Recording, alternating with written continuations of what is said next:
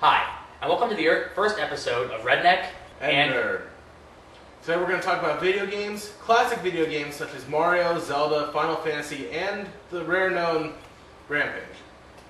First, we're going to discuss Mario. Everyone knows Mario is coming out with a new version this year for the Wii. It's very 3D, very interactive. The gameplay is just very in-depth. But people of our generation really know of the original Mario. Back in the Nintendo days. The 2D, the scrolling. The Mario where you jumped and hit little blocks with your head. Yes, it was slightly lame, but it was an awesome game. Alright, the second game we're going to talk about is Final Fantasy. Now, I'm sure you've all heard of newer Final Fantasies such as 11 or 12. 11 was online, 12 is new. But I'm going to talk about, briefly, for the original Final Fantasies.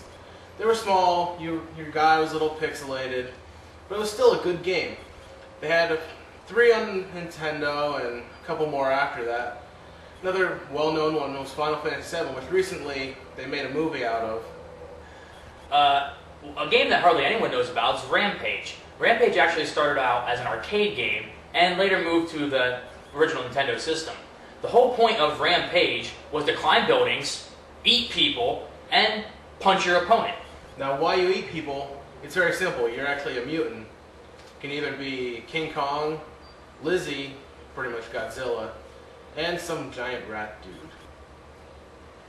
They remade this game, and it's exactly the same game, with just some more graphics and some more add-ons on unlockable characters. It's a total spoof of the original game.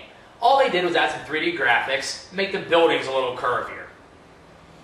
Last game we're going to talk about is Zelda. I'm sure everybody's heard of Legend of Zelda and newer game, which is Twilight Princess. But I want to talk to you about the original game. Actually, it's just called Legend of Zelda. It's plain, simple. Character run around. You have a giant map to explore. Underground. You got dungeons. Beat it the first time. Guess what they give you? They give you a second quest where everything's a lot harder and it's a lot more fun. Check it out. See, what really fires us up about this whole gaming thing is these younger kids, 13, 14, they don't understand where video games came from. I mean, the big thing with the Wii now is everyone's so excited that you can control something with your controller. It's interactive. I mean, you're playing tennis and you swing your hand and you just hit the tennis ball. But come on, people. You gotta understand, in '92, I was shooting ducks. Yes.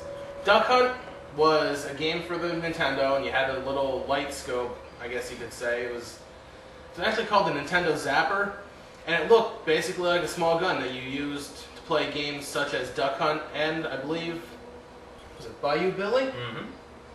Yes. All we're saying is these kids need to get a little more educated about the past so they can better appreciate the games we have now. Nerd can help you with this a little bit. There's this one book that I like to read. It's basically a history of video games.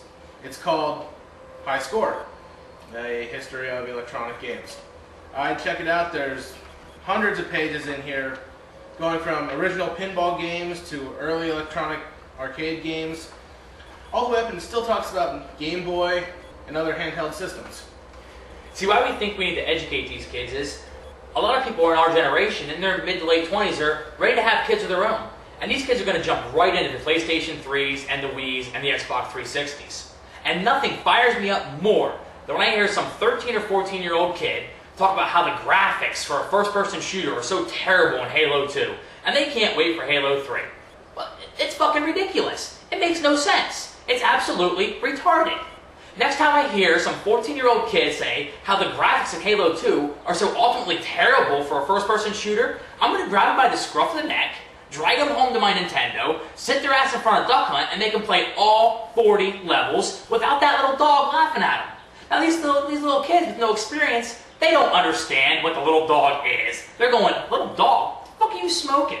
Oh, but my generation, the 20s and the 25s and the early 30s, they know. You miss a duck, little dog comes out of the bushes. Hee! Oh, pitches you off. You waste more bullets shooting the damn dog than you the ducks, but you can't kill the fucker. This is what really irks us, because they have it good. That's why we think that when you have your children, make them play the Ataris. Make them play a little River Raid. What do you think, Nerd? Yeah, River Raid was a pretty good game. Alright? Make them play the original NES. Make them play the Super. Make them play the original Mario. Just for 6 or 8 weeks. Just so when they get their 360 or their PlayStation 3, they have an appreciation for where this comes from. When they're playing Madden and they can see that man breathing on the defensive line, they should look back on Super Techno Bowl and realize that you just threw a dot to a dot from a dot across the line. That's a touchdown. That's what we're talking about. Also, at the end of this series, we're throwing out a little contest.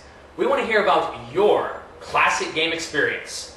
Just reply with a video post, and the one we choose as the best will be announced on week 4, and you will receive a mint condition NES with 2 paddles and 10 games. We have a good selection of games, such as the original Mario, Mario 2, Mario 3, along with the original Legend of Zelda and the second game on the NES, and a few random other choices of ours. We want to thank you for tuning in today with Redneck and Nerd.